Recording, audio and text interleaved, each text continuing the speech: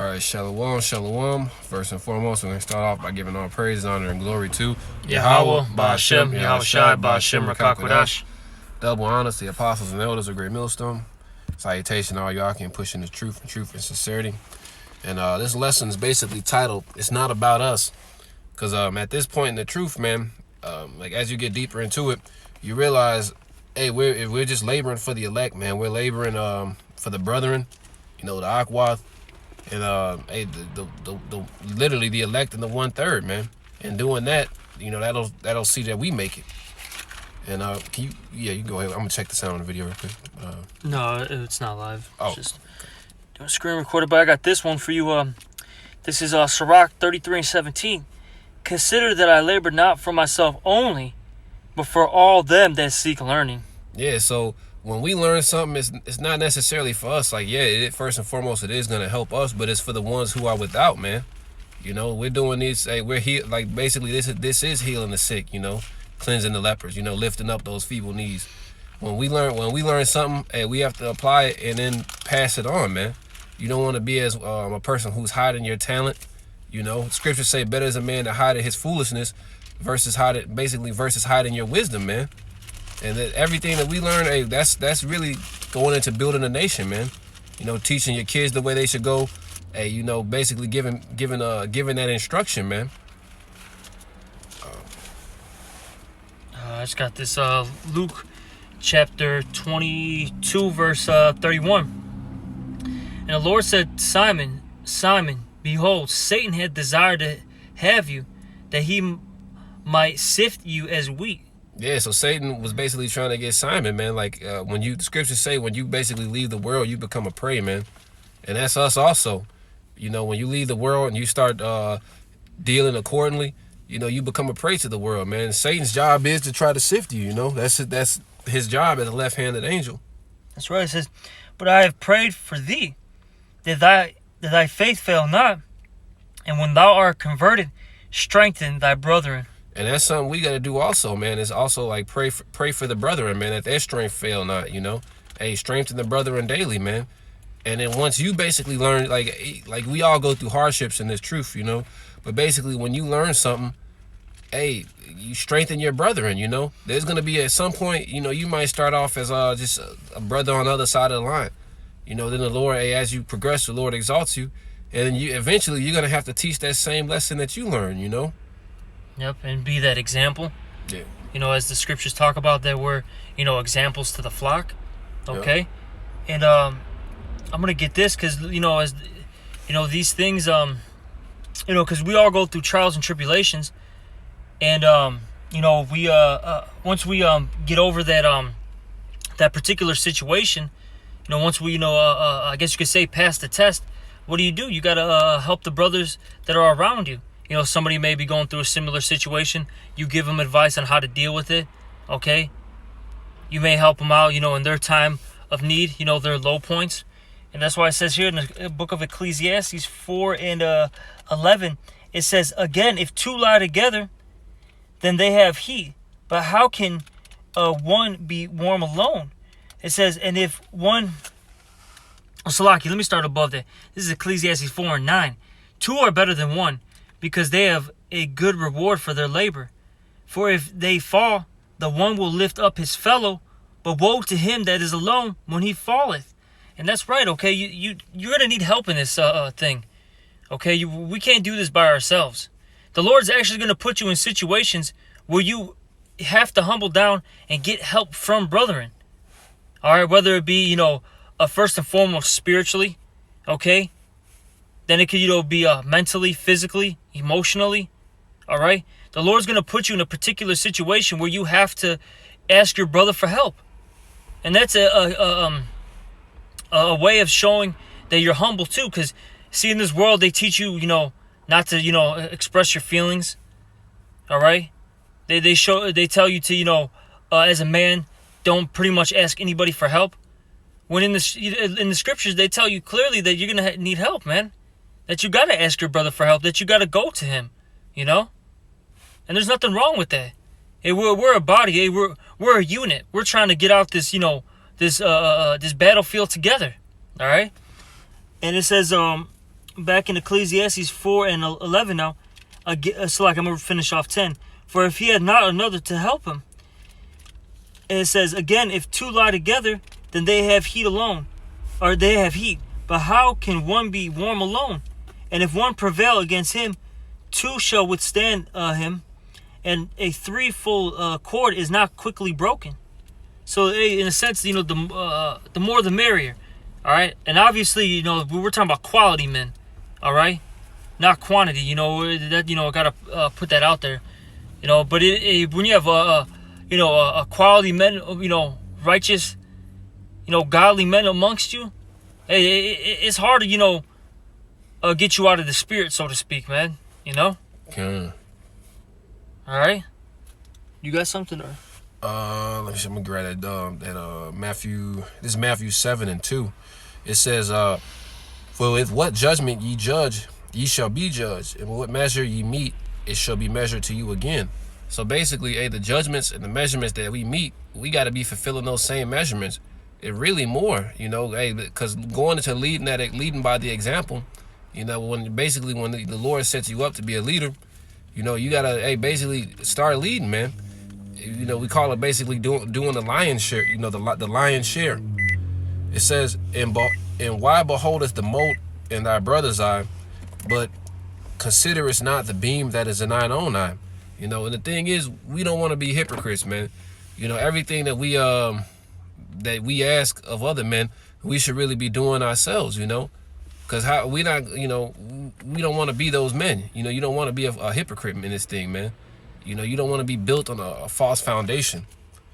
It says, or how wilt thou say unto thy brother, let me pull the mote out of thine eye, and behold, a beam is in thine own eye. It says, thou hypocrite, cast first out the beam out of thine eye, and thou shalt see clearly to cast the mote out of thy brother's eye.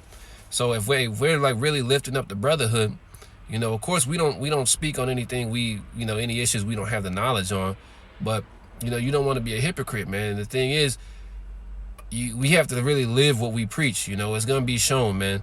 If you're not like really living, what you're preaching, it shows in your actions, it shows in your day-to-day life, your conduct. And if we're out here trying to save others, and yet we don't have this, we don't have it for ourselves, we're not fit. You could grab James 2:8. Come on, this is the book of James, chapter 2,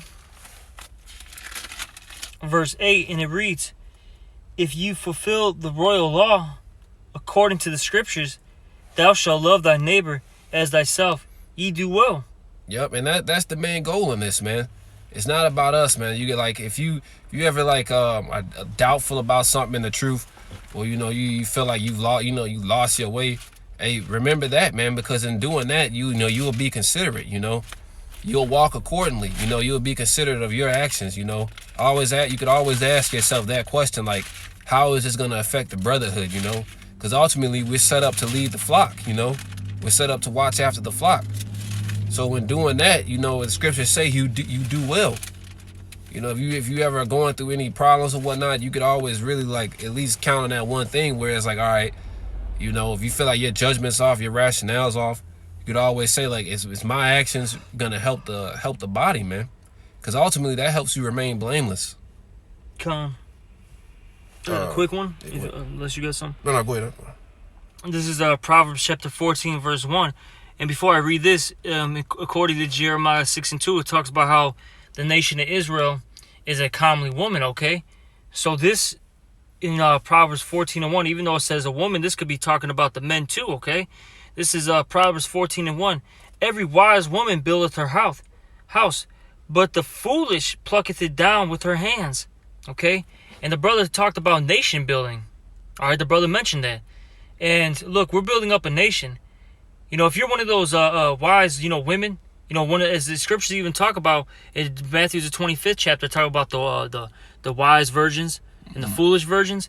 If you're one of those wise, women, okay, you're going to be building up your nation. You're not going to try to pluck down your house, man. All right. But see, these 2/3 out here, what do? they do anything to sabotage their own brethren. And that's why our nation, and that's, because of the curses, first and foremost, that's according to Deuteronomy the 28th chapter, that your eyes shall be evil towards your brethren, right? And basically, you what was I gonna say? Pretty much, our people, they like to sabotage one another. They like to bring each other down. They don't like to help each other out and build each other up, man. But see, once you get into this truth, we gotta put away that old man, all right, and become that new man. That's not only for yourself, but for your people, man, for your brethren, for your nation. Okay. All right.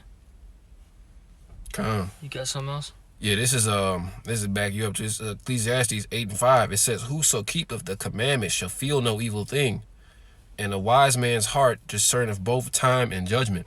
Hey, so doing these things, we'll never fail, man.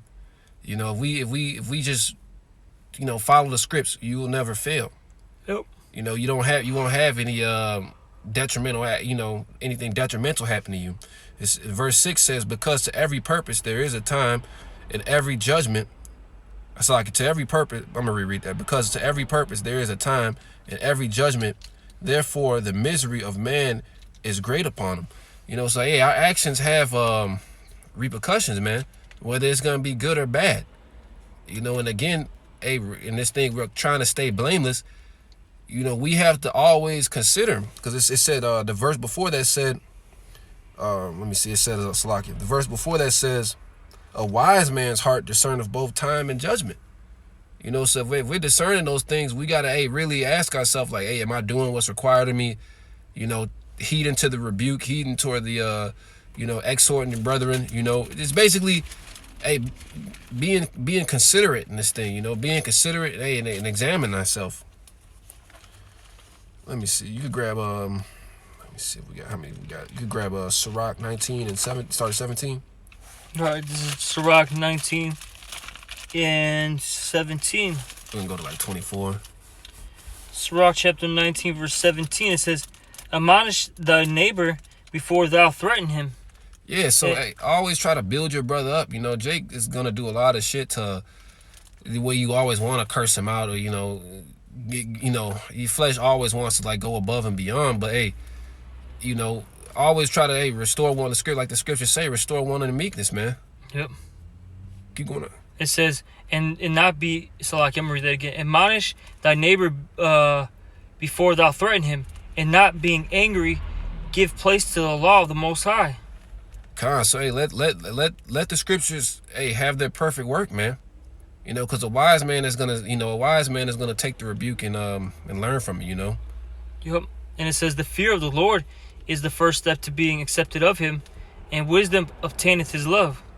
Yep. And that's something Jake, a lot, brothers lose up with, like, it happens to all of us, man. You could always lose your way in this thing. You got to always just remember, hey, that fear of the Lord is going to keep you whole. It's going to keep you sane, man. Because how I said, that fear of the Lord is what the first step to be accepted of him. Yep. Basically, and applying that wisdom, man. Mm-hmm. It says, "The knowledge of the commandments of the Lord is the doctrine of life, and they that do the things that please him shall receive the fruit of the tree of immortality." Yep. Hey, anything outside of this is death, man. Anything outside, you're not gonna get nothing good comes from the world, man. So if we do these things, we won't fall, we won't fail. Yep. It says, "The fear of the Lord is all wisdom, and in all wisdom is the performance of the law, and the knowledge of his omnipotency." And is that it? You want me to keep going? Yeah, what verse you on? 20. Yeah, keep going. It says, "If a servant say to his master, I will not do as it pleaseth thee, thou afterwards he do it, he angereth him that nourisheth him." Yeah, so when we know what's right, man, like following the commandments, we like, our conscience. Yeah, I'm gonna just say our conscience. We know what's right, man. Spirit. Yeah, our spirit. We know what's right, what to do. We ain't like, if we tell, like, because when you get in these situations, man, like, I know it happens to me, like 4 or 5 scriptures may pop in your mind, and it's when you don't choose to do those things, you either get in that jam, or let's say you don't do it, but the Lord still has mercy on you. The Lord is pissed off about that, man. Because, hey, the Lord set that path up. You know, this is the path, man. We got to walk in that path that the Lord set up for us, man. That's why the scriptures say, blessed is the man that endureth temptation. You know, because all these little trials that we go through is set up for us to apply the scriptures to get out of those jams. Like, yeah, sometimes we are going to have to just, it's set up for us to take a hard, you know, the Lord just, you know, sets it up where it's like it's going to be a hard road, but the Lord's going to make that way out for you, man. Yep, it says in verse 22 now, the knowledge of wickedness is not wisdom, neither at any time the counsel of sinners prudence. Yeah, so, hey, you know, Satan may get in your mind and tell you something that's just completely off, you know, try to play on your emotions. You know, God forbid you're talking to anyone, you know, you fucking listen to these people in the world. But, hey, man, if it's not according to these scriptures, it's off, man. Hey, we know what's right according to the commandments, man. And that's what we have to apply, you know? Yeah, that was it on that one. You can grab Sirach 8 and 7. This is Sirach chapter 8 and 7. Sirach 8 and 7. Rejoice not over thy greatest enemy being dead, but remember that we all die. Damn, what's that? What's the next verse saying? It says, despise not the discourse of the wise. Yeah, that's the one. Okay, this is Sirach 8 and 8. Despise not the discourse of the wise, but acquaint thyself with their proverbs. Yeah, so, hey, we have this fucking, what's the word I'm looking for? We have like this super luxury. Access. Yeah, access. Hey, to Akim, man, to Akim, the elders. Hey, we shouldn't be forsaking that or taking that for granted, man. Hey, what's that? How's the scripture worded? It's the prophets of old desired to see the things that we can see now. Yeah. Hey, we should never take that for granted, man, because hey, the brothers like really.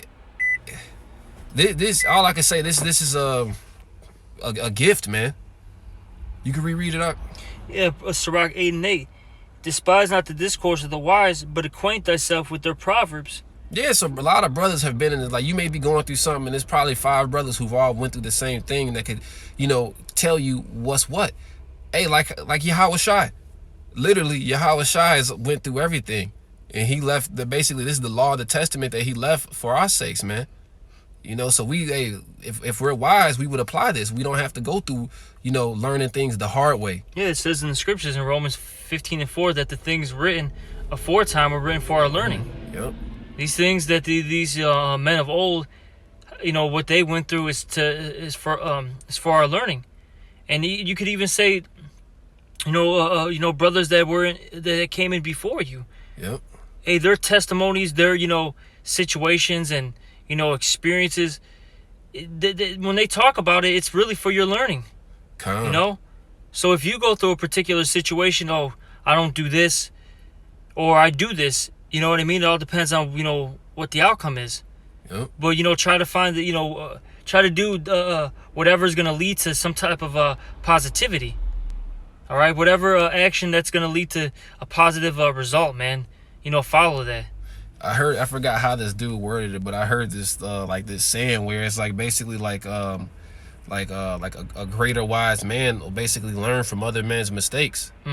Because you don't have to go through all that same error that man did to have to learn that lesson, And that's a beautiful thing, because it's like, hey, brothers could literally, before you fall in that pit, hey, the Lord sets that up all the time, brothers tell you things, and then a week later you're in that situation, just to see if you're going to apply what, the Lord gave you at that time. Yep, and it says, to finish it off, for of them thou shalt learn instruction, and how to serve great men with ease. Yep. So you're gonna learn how to be instructed, and basically, hey, serving the elders, serving your nation, serving your king, Yahweh Shai, serving your power, and it's only good could come from that, man. It's like when we don't do these things, then comes all the confusion, then comes all the wickedness. You look at the situation we're in now is basically from not following instructions. Not following our power, heeding outside sources, not being considerate, not being daunted with fear. Got anything else? Yeah, I'm gonna end it with this one. This is Galatians 6 and 1.